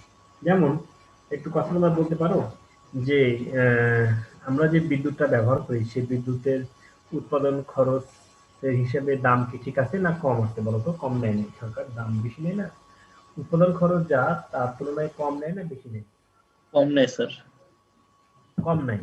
এই বিদ্যুতের যে দামটা আমরা দিই সেটা আসলে বিদ্যুতের অরিজিনাল দাম না। তার অর্থ হচ্ছে যখন আমি বিদ্যুতের দাম ধরো পার ইউনিট 6 টাকা করে নিয়ে ক্যালকুলেশন করব তখন এটা ফাইন্যান্সিয়াল রেট অফ রিটার্ন হবে। কিন্তু যখন আমি ওই বিদ্যুৎ উৎপাদনের যে খরচ সরকার যদি কোনো সাবসিডি না দেয়, কোনো ভর্তুকি না দেয়, তাহলে দেখা যাচ্ছে আমাকে পার ইউনিট কিনতে হচ্ছে 10 টাকা করে। ওইটাকে বলা হচ্ছে economic rate of return.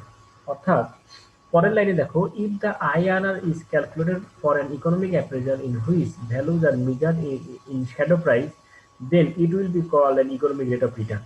Economic rate of return হচ্ছে যে ওই পণ্যটার সত্যিকারের যে দামটা, সত্যিকারের দাম মানে হচ্ছে যে আসলে উৎপাদন খরচের উপর ভিত্তি করে যে দামটা, সেটা যখন আমি ব্যবহার করবো তখন ওটাকে বলা হচ্ছে economic rate of return.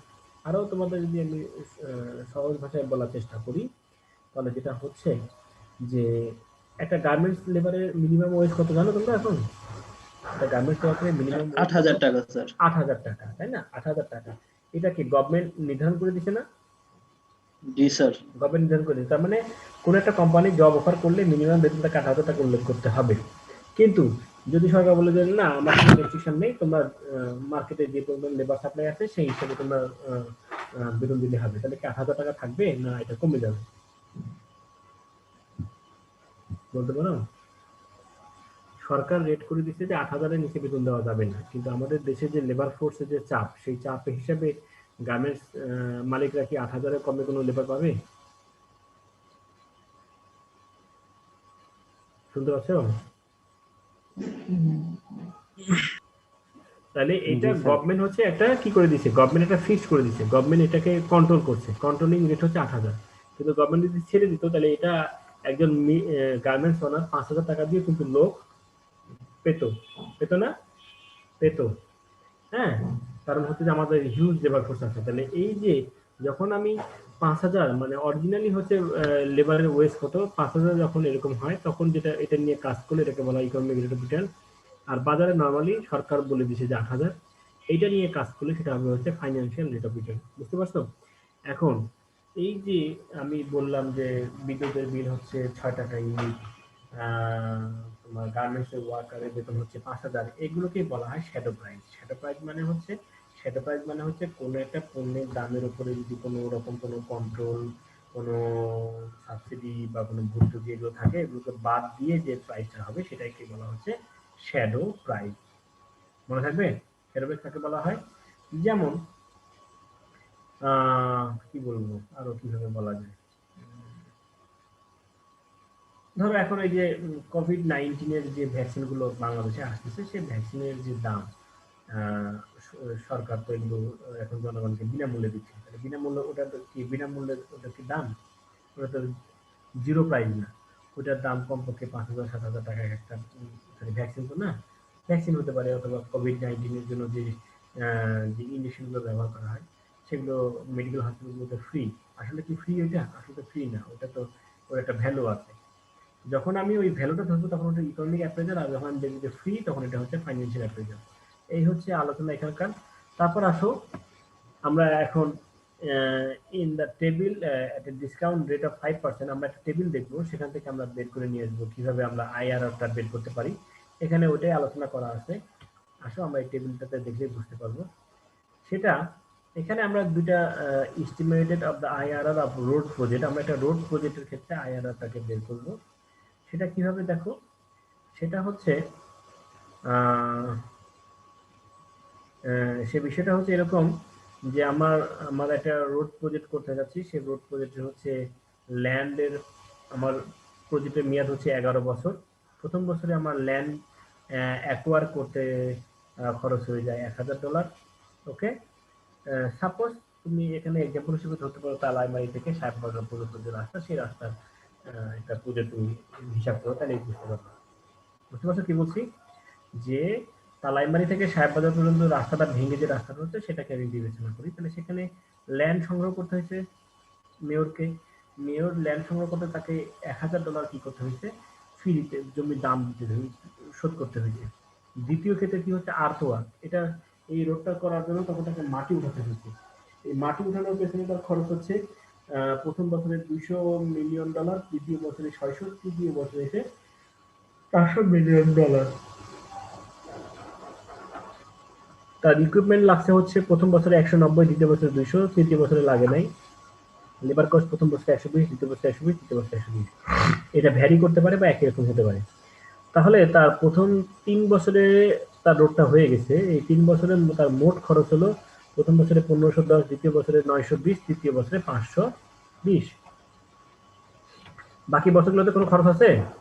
Road তো হয়ে গেল, রোডে এখন মানুষ চলাচল করবে, সুতরাং রোডে আর কোনো খরচ নেই। হ্যাঁ, বলতে পারো যে রিপেয়ারিং খরচ বা মেনটেনিং খরচ, সে ধরনের কোনো খরচ এখানে নাই। আচ্ছা, এখন আসো এই যে রোডটা হয়ে গেল সেখান থেকে আমি কিভাবে বেনিফিট পাবো? Time saving. টাইম সেভিং যেটা বলা হচ্ছে, আগে তালাইমার থেকে সাইবার আমার 15 মিনিট সময় লাগতো, ধরো প্রাইভেট কারে, কারণ রাস্তা খুব চিকন, অনেক গাড়ি ঘোড়া আসা যাওয়া করে, আমরা যেতে পারি না ঠিক মতো। এখন এটা 4 লেন হচ্ছে, 4 লেন হয়ে গেলে আমি 5 মিনিটের মধ্যে তালাইমারি থেকে সাহেববাজার আমি আমার কার নিয়ে চলে যাচ্ছি। তাহলে এই যে আমার 10 মিনিট সময় সেভ হলো, এই 10 মিনিটের ভ্যালু, এরকম অসংখ্য গাড়ি প্রতিদিন যাওয়া আসা করে, তাদের ভ্যালু যোগ করলে হবে হচ্ছে চতুর্থ বছর থেকে 300 million, 300 million, 300 million. Maintenance savings, আগে রোডটা বারবারই ঠিক করতে হতো, বর্ষাকালে নষ্ট হয়ে যেত, ভেঙে যেত, সাইড ভেঙে যেত। এখন রোডটা আমরা এত সুন্দর করে দিচ্ছি, একদম আধুনিক করে দিচ্ছি, ফলে আগের যে খরচটা হতো সেই খরচটা এখন আর হচ্ছে না, একবারে আমার রোডটা খুব সুন্দর হয়ে গেছে। সেক্ষেত্রে মেইনটেনেন্সের বাবদ যে আগে খরচ হতো সেখান থেকে আমার সেভ হচ্ছে 100, 100, 100, 100, 100। কার ডেপ্রিসিয়েশন সেভিং হচ্ছে, আগে আমি ভাঙ্গা রোডে যখন আমি কার চালাতাম তখন আমার ইঞ্জিনে ট্রাবল দিত, আমার বিভিন্ন পার্টস নষ্ট হয়ে যেত। হ্যাঁ, সেগুলোর আগে রিপেয়ার করতে যে টাকাটা খরচ হতো সেটা এখন সেভ হচ্ছে, সেটা হচ্ছে 290, 290, 290, 290। এগুলো হচ্ছে হাইপোথেটিক্যাল ভ্যালু ধরে নেওয়া। এখন তাহলে টোটাল বেনিফিট কত আসলো? এই সবগুলো যোগ করলে আমি প্রথম 3 বছর কিন্তু টোটাল কোনো বেনিফিট নাই। চতুর্থ বছর থেকে আমার এখানে টোটাল বেনিফিট আসছে 950, 950, 950 করে। দেন নেট বেনিফিট আসছে কত? নেট বেনিফিট হচ্ছে আমার এই যে এখানে কস্ট 1510 মাইনাস 0, মানে মাইনাস 1510, 920 মাইনাস 0, 920 মাইনাস 920, 520 মাইনাস 0 বা 0 মাইনাস 520 এগুলো তো মাইনাস 520। তাহলে প্রথম 3 বছরে আমার শুধু কস্টিং আছে, কোনো বেনিফিট নাই, ইনকাম নাই। তারপর থেকে আমার কি আছে, ইনকাম আছে কিন্তু কোনো কস্ট নাই, ফলে আমি প্রতি বছরে 690 করে আমি কি পাচ্ছি, নেট বেনিফিট বা প্রফিট পাচ্ছি। তাহলে নেট বেনিফিট স্ট্রিম আমি পেয়ে গেলাম আমার ভেতর থেকে। এখন আমি কি করব, আমি এমন একটা ডিসকাউন্ট রেট বের করব যেটা দিয়ে কি করব, যেটা দিয়ে এনপিভি বের করলে 0 আসে। তাহলে প্রথমে 5% ব্যবহার করলাম, 5%, এই 5% ব্যবহার করলে আমি একটা ডিসকাউন্টেড ফ্যাক্টর পাবো, সেটা দিয়ে প্রত্যেকটা মানকে গুণ করলে যা আসবে সেটাকে সামেশন করলে আসবে হচ্ছে 1130.6, 1130.6। ওকে, এটা পজিটিভ আসছে, আমাকে তো জিরো করতে হবে, তাহলে আমাকে আরো কি করতে হবে, আমাকে ডিসকাউন্ট রেট বাড়াতে হবে। আমি 5% থেকে চলে গেলাম 10% ডিসকাউন্ট রেট বাড়ালে আমার এই নেট বেনিফিট স্কিমের এনপিভি আসে হচ্ছে 241। এটা এখনো পজিটিভ।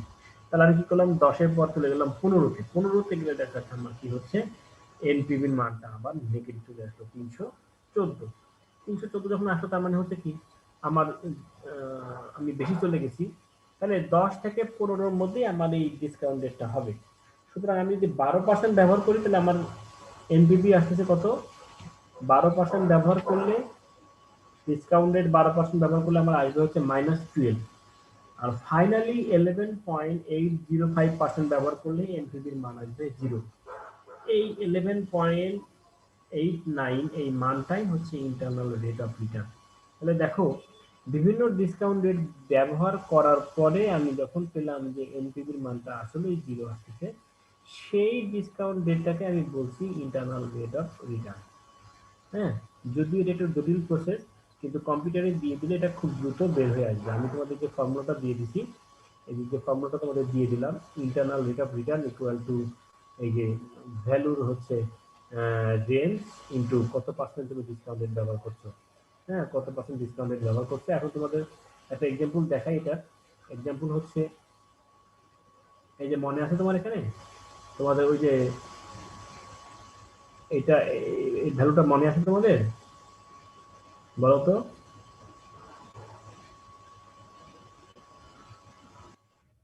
দেখা যাচ্ছে না? দাঁড়াও দাঁড়াও, ওই যে আমি স্লাইডটা শেয়ার দিইনি তো এই জন্য। এখন দেখা যাচ্ছে? এখন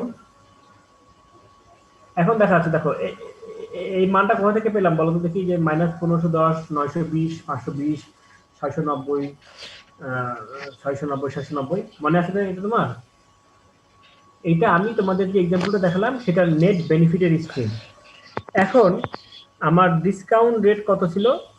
ডিসকাউন্ট রেট আমি এখন এখান থেকে আইআরআরটা বের করব। হ্যাঁ, আইআরআরটা বের করব। আইআরআর এর সূত্র হচ্ছে ইকুয়াল আইআরআর। এটাতে ডাবল ক্লিক যদি করি, আইআর এ ডাবল ক্লিক করলে আমার কি দিতে হবে, ভ্যালু দিতে হবে। আর হচ্ছে আমি কত পার্সেন্ট ইয়ে ধরবো, ডিসকাউন্ট রেট। এই দেখো এখানে হচ্ছে এটা দিলাম, তারপর দিব হচ্ছে কোলন, হ্যাঁ, তারপর দিব হচ্ছে তোমার এই লাস্ট মানটা দিয়ে কমা দিয়ে আমি একটা গেজ যে কোনো একটা ইয়ে বসাবো, তোমার ডিসকাউন্ট রেট বসাবো। যে কোনো একটা ডিসকাউন্ট রেট যদি বসাই, ধরো 15 বসালাম, বসানোর পর ব্র্যাকেট ক্লোজ করে এন্টার চাপলে আমার মান আসবে অ্যারাউন্ড ওই যে 11.89। তো ওইখান থেকে মানটা আসছে 12, মানে ওরা রাউন্ড করে দিয়ে 12% আসে। তাহলে এই যে 12% আসলো, এটাই হচ্ছে আমার কি, এটাই হচ্ছে আমার ইন্টারনাল রেট অফ রিটার্ন। তো ইন্টারনাল রেট অফ রিটার্ন কিভাবে বের করে জানো তো? নেট বেনিফিটটা বের করে নিয়ে এটাকে আমি কি করব, আইআরআর যে রেঞ্জে আমার ভ্যালুগুলো আছে সেই রেঞ্জগুলোকে নিব, কমা আমি কি পরিমাণ একটা গেস একটা ইন্টারেস্ট আমি বসাবো বা ডিসকাউন্ট রেট বসাবো। গেস ডিসকাউন্ট রেট হিসেবে 5% হতে পারে, 10% হতে পারে, 15% হতে পারে, 12% হতে পারে, কোনো সমস্যা নেই। তুমি যেটাই দিবা না কেন, দেওয়ার পরে যে মানটা আসবে সেই মানটাকে আমরা বলছি ইন্টারনাল রেট অফ রিটার্ন। কেন ইন্টারনাল রেট অফ রিটার্ন বলছি? ইন্টারনাল রেট অফ রিটার্ন বলছি এই কারণে যে এটা ওই প্রজেক্টের ভেতরে যে কি বলবো, প্রজেক্টের ভেতরে যে তোমার কি আছে, যে বেনিফিট এবং কস্ট আছে সেটা থেকে ক্যালকুলেশন করে আমরা এটা বের করতে পারছি। হ্যাঁ, এখন এই আগের স্ক্রিন দেখা যাচ্ছে আবার? হ্যাঁ, পাওয়ার পয়েন্টের স্ক্রিন কি দেখা যাচ্ছে? না স্যার, দেখা যাচ্ছে না। এটা একটা নিয়ে আসা চলে যায়। তাহলে এখানে আমার ডিসকাউন্ট আইআরআর এর মানটা আসলো 11.89, এটাতে আবার এনডিবি 0 আসছে। Very good. তাহলে এটাকে আমি কি করবো, আইআরআর হিসেবে ব্যবহার করব। তাহলে এখন আমরা আসলে ডিসিশন নিব কিভাবে? আইআরআর এর মান তো 11.89 আসলো, তাহলে কি আমরা প্রতিটা নিয়ে নেব?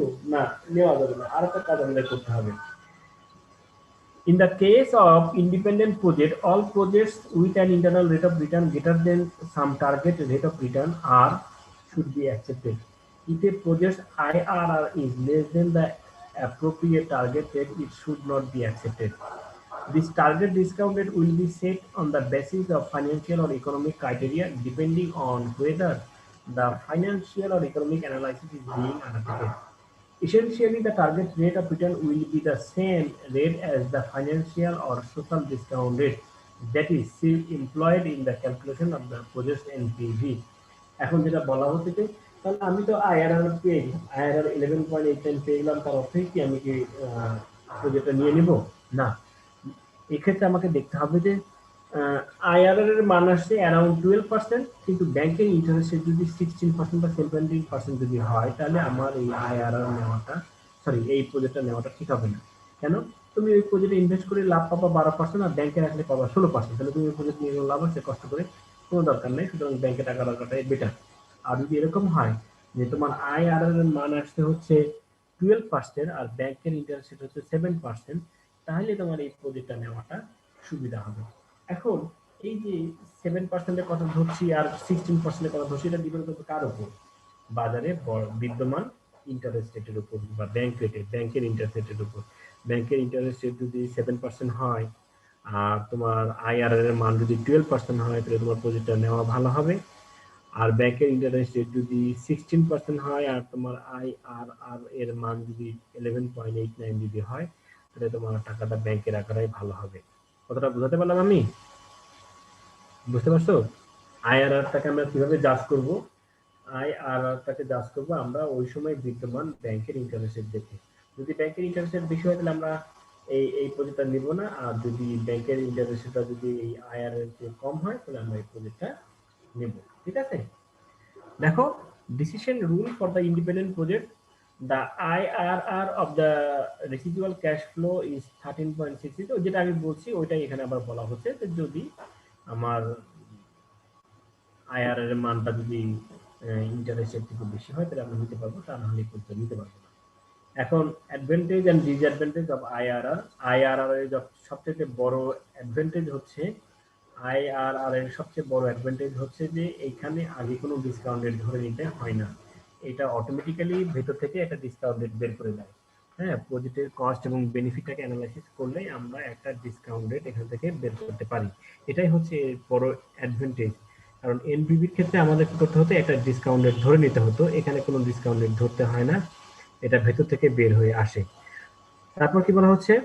Another advantage of the IRR is that it is readily understood as a measure of project worth by non-economists. আগেটা যারা ইকোনমিক্সে যারা বাইরে, তারা তেমন একটা বুঝতে পারতো না, কিন্তু আইআরআরটা কি করতে পারে? তারা ইজিলি বুঝতে পারে। কেন সমস্যাটা হয় এখানে আমি বলি। কেন এখানে আইআরআরটাকে বের করার জন্য আমার কোনো ঝামেলা পোহাতে হয়নি, আমি অটোমেটিক্যালি মনে করো ডাটা দিয়ে দিছি, আমার বের হয়ে আসছে। আর এনপিভির ক্ষেত্রে যদি তোমার ওই যে ডিসকাউন্ট রেটটা ধরতে যদি সমস্যা হয়, তাহলে তোমার প্রজেক্টের কিন্তু রেজাল্ট খারাপ আসবে। হ্যাঁ, দেখা যাচ্ছে যে প্রজেক্ট লাভজনক সেটার ভ্যালু আসতেছে নেগেটিভ, তুমি তখন প্রজেক্টটাকে বাদ দিয়ে দিচ্ছ, এরকম ঘটনা ঘটতে পারে। এই জন্যই বলা হচ্ছে যে আইআরআরটা সবাই ইজিলি বুঝতে পারে, কোনো সমস্যা হয় না। ইকোনমিস্টরা বুঝতে পারে, ইঞ্জিনিয়াররা বুঝতে পারে, ইনভেস্টররাও বুঝতে পারে। আর ডিসঅ্যাডভান্টেজ যেটা বলা হচ্ছে, সেটার মধ্যে প্রথম হচ্ছে যে আইআরআর পেতে গেলে তোমার প্রজেক্টে একটা না একটা নেগেটিভ ভ্যালু থাকতেই হবে। ধরো তুমি এমন একটা প্রজেক্ট নিলা, সেটা পরের দিন থেকেই মানে ওই দিন থেকে তোমার কি হলো, যা খরচ তার থেকে বেশি ইনকাম, যা খরচ তার থেকে বেশি ইনকাম। সেটা হতে পারে এরকম, ধরো তুমি একটা ইয়ে করলা, একটা ভ্রাম্যমান মোবাইলের দোকান, ফ্লেক্সিলোডের দোকান দিলা, ভ্রাম্যমান ফ্লেক্সিলোডের দোকান দিলা। সেক্ষেত্রে কি হতে পারে যে তুমি দোকান একটা সুন্দর একটা ভ্যান কিনে বা একটা কিছু কিনে নিয়ে তুমি ঘুরে ঘুরে ফ্লেক্সি দিচ্ছ, সারাদিনে তোমার ভ্যান কেনা বা কোনো একটা আচ্ছা হেঁটে হেঁটে তুমি করছো, 100 টাকা 10,000 টাকা তুমি ক্যাশ মোবাইলে নিছো, নিয়ে তুমি সারাদিনে তোমার 10,000 টাকার ফ্লেক্সি লোড হয়ে গেলে, তোমার দিন শেষে দেখা যাচ্ছে যে 12,000 টাকা থাকলো, তাহলে তোমার 2,000 টাকা লাভ। তাহলে এভাবে তুমি যদি ব্যবসা করো, তাহলে তোমার সবসময় লাভ থাকবে, মানে ইনকাম বেশি খরচ কম, ইনকাম বেশি খরচ কম। যদি ইনকাম বেশি খরচ কম হয়, তাহলে কোনো একটা মানও নেগেটিভ হবে না, সবগুলো পজিটিভ হবে। এবং এই সবগুলো পজিটিভ মান নিয়ে তুমি আইআরআর কে কখনো বের করতে পারবে না। আইআরআর এর মান বের করতে গেলে কমপক্ষে একটা মান নেগেটিভ আসতেই হবে। ঠিক আছে, মানে নেট বেনিফিট একটা নেগেটিভ আসতেই হবে, নেট বেনিফিট একটা নেগেটিভ না আসলে আইআরআর এর মান পাওয়া যায় না। এটাই হচ্ছে এর সবচেয়ে বড় ডিসঅ্যাডভান্টেজ আরো কিছু ডিসঅ্যাডভান্টেজ আছে, সেটা তোমাদের এত বেশি ভিতরে আলোচনা করে লাভ নাই। তো হচ্ছে আইআরআর আজকে শেষ হলো, আমরা আজকে এখানেই রাখবো। আমাদের পরে আরেকটা ছোট্ট বিষয় আছে, এটা সবসময় আমরা ব্যবহার করি বেনিফিট কস্ট রেশিও। বেনিফিট কত হলো, কস্ট কত হলো, এটাকে আমরা যখন রেশিও আকারে দেখাই, তখন যে ভ্যালুটা বের হয় সেটার উপর ভিত্তি করে আমরা কি করতে পারি, একটা প্রজেক্ট সম্পর্কে ডিসিশন নিতে পারি। তাহলে আমরা আগামী ক্লাসে এই বেনিফিট কস্ট রেশিওটা দেখব, তারপর আমরা জিডিপি জিএনপি দেখে আমরা হয়তো কোর্সটা শেষ করে দেব। এখন তোমাদের পরীক্ষার ডেট ছিল, তোমরা আজকে পরীক্ষাটা দিতে দাওনি, বাদন আমাকে ফোন করছিল, কালকে তোমাদের সাথে 7টায় টাইম দেওয়া আছে, তোমাদের সাথে কালকে 7টায় টাইম দেওয়া আছে। কালকে সকালে কি তোমরা ক্লাস করবা, তোমাদের সময় আছে না একবার না স্যার, কালকে সকালে টাইম আছে। কালকে ফিজিক্স কুইজ আছে। কালকে ফিজিক্সের ল্যাব ফাইনাল। কালকে স্যার ফিজিক্সের ল্যাব ফাইনাল স্যার। ওকে, তাহলে সন্ধ্যায় তোমাদের সাথে আমাদের পরীক্ষা হচ্ছে, ঠিক আছে? স্যার জি বলো। স্যার 7:30 নেন স্যার। কয়টায়? 7:30, কারণ স্যার 5টা বাজে স্যার এক্সাম শেষ হইব, ফ্রেশ হইতে হইব স্যার। আচ্ছা ঠিক আছে, তাহলে 7:30টায় তোমাদের কথা থাকলো। ওকে, জি স্যার। তোমাদের সব কথা সিলেবাসটা একটু কমানো যায় না স্যার? ফলো করতে হবে। হ্যাঁ স্যার সিলেবাসটা একটু কমায় দেন না স্যার। না না, 2 চ্যাপ্টার তোমাদের পরীক্ষা দিতে হবে না, এই পরীক্ষা আমি প্রশ্ন করে রেখে স্যার যাব, ঠিক অনেক আছে? চাপ স্যার, না না, অনেক চাপ। আমি শোনো, তোমরা মানে খুব ইললিগাল দাবি করছো এই কারণে যে তোমাদের হচ্ছে যে এই পরীক্ষাটা দিতে হবে। আমি হয়তো কিছুদিন আছি, তারপর আমি দেশে বাইরে চলে যাব, আমি প্রশ্নটা করে রেখে যেতে হবে, যেহেতু আমি তোমাদের কোর্স করাইছি। প্রশ্নটা তোমাদের তো এক সময় না এক সময় ফাইনাল পরীক্ষা দিতেই হবে। এমন যদি হতো যে না তোমাদের সবকিছু অনলাইন বা কোনো পরীক্ষা হবে না, সেক্ষেত্রে আমি হয়তো অ্যাসাইনমেন্ট নিয়ে বা অন্য কিছু নিয়ে শেষ করে দিতাম। তোমাদের আমি বারবার বলছি যে এই মার্কেট আর হচ্ছে মানি ম্যানেজমেন্টের যেগুলো টুকটাক ডেফিনেশন আছে, ওই ডেফিনেশন টাইপেই তোমাদের পরীক্ষার ডেট, মানে তোমাদেরকে প্রশ্ন করছি 2 মার্ক স্যার আপনার শীট পড়লে হবে স্যার, আপনার শীট পড়লে হবে। শীটে তো অনেক কিছু আছে, শীটও লাগবে না। আমি শুধু বলছি যে যেগুলো সংজ্ঞা টাইপের, বিভিন্ন প্রকারভেদ যেগুলো টাইপ, ধরো মানির ফাংশন কয় টাইপের, এই ফাংশনের নামগুলো লিখতে হবে। স্যার শর্ট কোশ্চেন নাকি স্যার? শর্ট প্রশ্ন, 2 লাইন করে উত্তর, 2 মার্কস করে আছে, 2টা সেন্টেন্স বা 3টা সেন্টেন্সে তোমার 2 সেন্টেন্সও লাগবে না, 1 সেন্টেন্সও তোমার হয়তো বা প্রশ্ন শেষ হয়ে আনসার শেষ হতে পারে। এখন তোমরা যে দাবিগুলো করছো সেই দাবিগুলোর কারণে তোমরা ক্ষতিগ্রস্ত হবে। তোমরা এখন পড়ালেখা করবে না, তারপর যখন ডেট হবে আমি একটা হয়তো প্রশ্ন করে যাব, হ্যাঁ, তখন তোমরা দেখা যাচ্ছে পরীক্ষা খারাপ করতেছো। এবং এটা তোমরা এখন দোয়া করো যাতে তোমাদের খাতাগুলো দেখতে পারি, তোমাদের অথরিটি যেন পরীক্ষাগুলো নিয়ে নেয়। তা না হলে দেখা যাচ্ছে আমি পড়ালাম, প্রশ্ন সহজ বা যেটাই করে না কেন তোমরা লিখতে পারলে না, অন্য টিচার খাতা দেখে তোমরা খুব ক্ষতিগ্রস্ত হয়ে যাবে। এটা কিন্তু হরহামেশা বিশ্ববিদ্যালয় লেভেলে হয়, একজন শিক্ষক পড়ায় বাইরে চলে যায়, দেশে বাইরে চলে যায়, আরেকজন শিক্ষক তোমার খাতা দেখে, তখন নাম্বারে ভেরিয়েশন হয়। আর ফাইনালি তোমরা যদি খাতায় লিখতে না পারো তাহলে তোমাদের আমি নাম্বার দেবো না। আর তোমাদের এই পরীক্ষাটার জন্য আমি তোমাদের কিন্তু অনেক ছাড় দিয়েছি, তোমাদের পরীক্ষার ডেট চেঞ্জ করে দিয়েছি, প্রশ্ন অলরেডি বলে দিচ্ছি, টাইম যেভাবে তোমার হচ্ছে সেভাবে দিচ্ছি। তারপর যদি তোমরা আরো কিছু আবদার করো তাহলে তোমাদের কিন্তু এটা ফাইনালি যে কিন্তু ব্যাড ইফেক্ট করবে, তখন আমি আর তোমাদের ভালোবাসতে পারবো না, তোমাদের নাম্বার দেওয়ার ক্ষেত্রে কিন্তু আমি অতটা বেশি উদার হতে পারবো না। হ্যাঁ, তো যাই হোক, এখন সময়ও শেষ, তোমরা আচ্ছা পরীক্ষাটা স্যার, দিয়ে দাও। সেমিস্টার এক্সামের মানে কোশ্চেনগুলো কেমন হতে পারে, মানে একটু ধারণা দিলে ভালো হতো। সেমিস্টার এক্সামের প্রশ্নগুলো কি হবে, ডেফিনেশন থাকবে, ডেফিনেশন টাইপ, ডেফিনেশন তো একটা প্রশ্নে 3টা পার্ট থাকবে, অ্যাটলিস্ট 3টা পার্ট থাকবে। 3টা পার্টের মধ্যে ধরো একটা ভেরি শর্ট প্রশ্ন থাকবে 1 মার্কে বা 2 মার্কে, আর একটা হয়তো বা 4-5 মার্কে ধরো একটা ব্রড প্রশ্ন থাকবে, হয়তো একটু ডেসক্রাইব, যেমন মনে করো যে please write the function of money, অথবা হয়তো হতে পারে যে কম্পিটিটিভ মার্কেটের বৈশিষ্ট্যগুলো লিখো, হ্যাঁ, অথবা কম্পিটিটিভ মার্কেটের ইকুইলিব্রিয়াম পয়েন্টটা তুমি কিভাবে দেখাবা সেটা। যেমন আজকে যেমন পড়ালাম বেনিফিট কস্ট রেশিও, আইআরআর, তো এখানে তো আসলে ওই আইআরআর বেনিফিট কস্টের ওই যে এক্সাম্পল গুলো দিলাম সেগুলো তো তোমরা লিখতে পারবে না।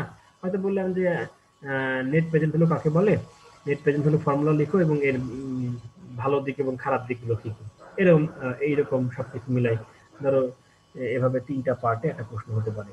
তবে সবসময় মনে রাখো যে তোমার প্রশ্নের প্যাটার্ন হচ্ছে যে একটা শর্ট প্রশ্ন, একটা বড় প্রশ্ন মানে 5 থেকে 6 মার্কের বা 4 থেকে 5 মার্কের, আর একটা যে চ্যাপ্টারে তোমাদের প্রবলেম গুলো করাইছি, টুকটাক যেগুলো প্রবলেম করানো হচ্ছে ওই প্রবলেম রিলেটেড প্রশ্ন থাকবে, দেখা যায় একটা 3 মার্কের, তাহলে 5-3 8, আর একটা ডেফিনিশন 2 10 মার্কের। তোমাদের যে শর্ট মানে অল্প সময় পরীক্ষা, তো এভাবে 10 মার্কের 3টা পার্টে একটা প্রশ্ন হবে, ঠিক আছে?